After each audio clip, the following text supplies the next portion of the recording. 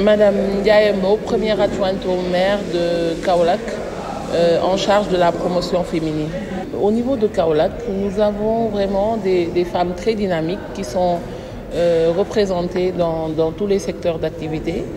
Parce qu'il faut savoir que Kaolack est une région qui est essentiellement agricole. Et donc, on s'active beaucoup dans tout ce qui touche l'agriculture ou la transformation agroalimentaire.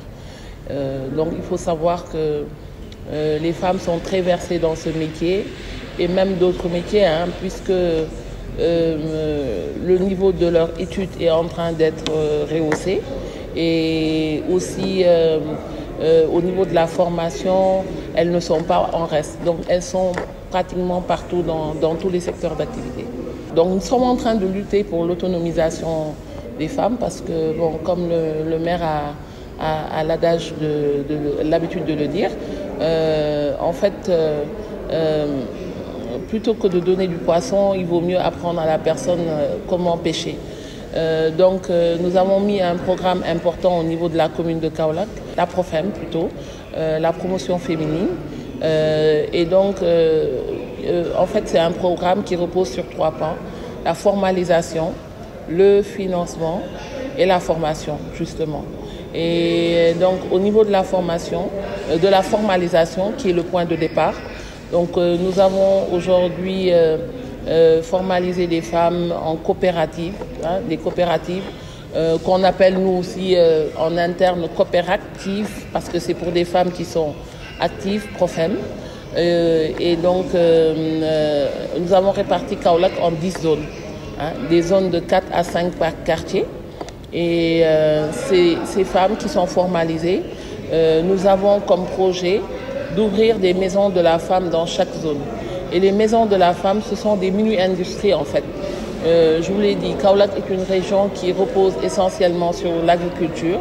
Et donc, dans ces maisons de la femme, selon les zones, elles vont transformer des produits alimentaires issus de l'agriculture ou de l'élevage. Ce sera la transformation du lait. Pour d'autres, la transformation de céréales, etc. Mais aussi, il y aura la saponification et la couture industrielle.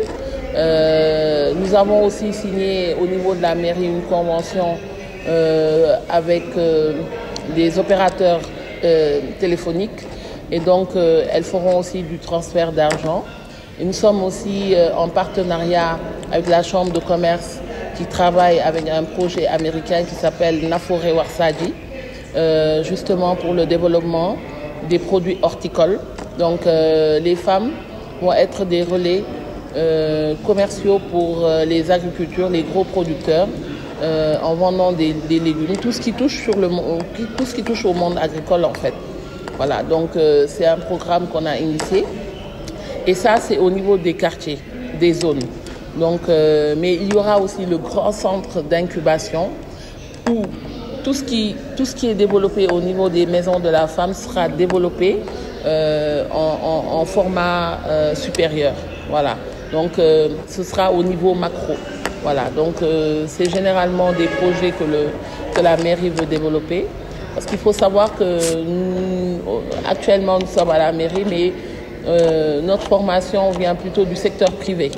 Et donc on pense aussi, on parle de collectivité territoriale, mais il faudrait aussi maîtriser les pans de l'économie pour pouvoir justement au niveau social aider les femmes à accéder aux métiers, avoir des sources de revenus, de financement, etc.